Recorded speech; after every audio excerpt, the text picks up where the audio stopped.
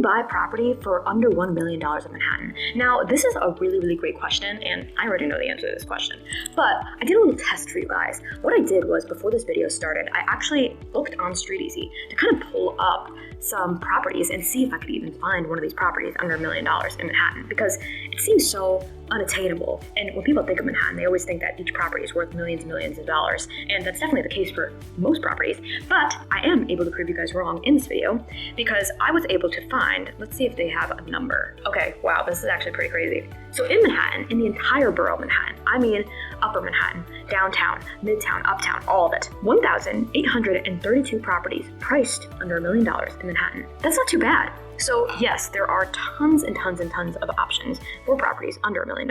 Now, let's be real. Most of these properties are going to be studios and one bedrooms. I say most because there will be some other ones that do sneak in there, that's for sure. Might need a little work, but they might be bigger. But most of them are going to be studios and one bedrooms. But still, honestly, this number of, at the time I'm recording this video, of 1,832 is way more than I would have thought. I would have thought, off the top of my head, I would have been like under 1,000, I would say. But this is kind of crazy if you think about it. Now, I'm looking on here and I'm literally seeing new development homes on here. So you can get new development homes in Manhattan for under $1 million.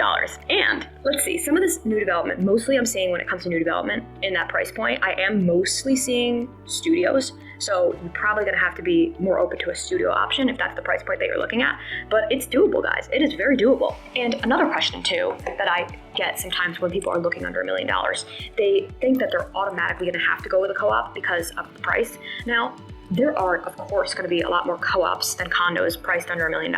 But honestly, I'm seeing a good amount of condos here under $1 million as well. So that is an option in this price point. So another thing you're probably thinking is like, okay, Lauren, well, where are these properties? Like, so are they all the way on the outskirts of Manhattan where none of the action is? Of course, some of them are going to be located in those areas. But honestly, I'm seeing a ton. Look at this. I'm looking at Chelsea right now, Hell's Kitchen, Greenwich Village. Like, I mean, come on. Gramercy, Financial District, Murray Hill, there's a ton. So this is gonna be a short video today, but I just wanted to make this video to make it very clear that you can 100% get a property for under $1 million. And I do think that there are so many people who just kind of assume that the New York City market is just so unattainable and that no one can ever buy for like under $4 million, which is definitely like not even close to being the case.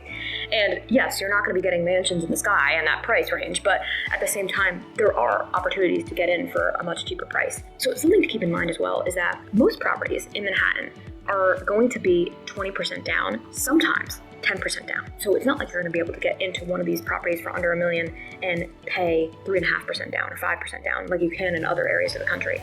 That's pretty much never the case. So I do want you to be prepared if you're thinking of purchasing in Manhattan that you're most likely gonna have to put 20% down.